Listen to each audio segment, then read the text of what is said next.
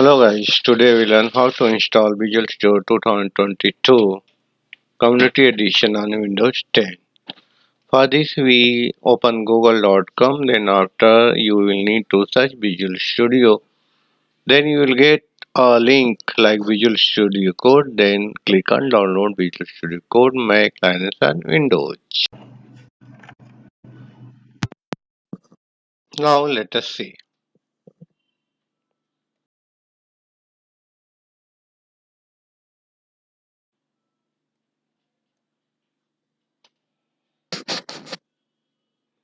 Now click on Visual Studio Downloads. Then here you will see Community Edition. When you click download, will be started now. After that, it will be downloaded. Then right click on it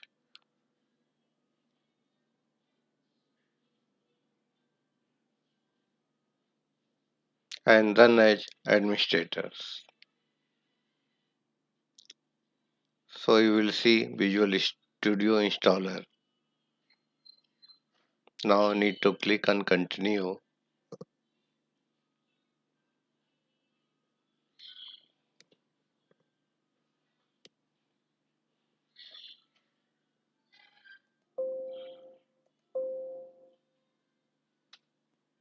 So here you will see download and installations will be started.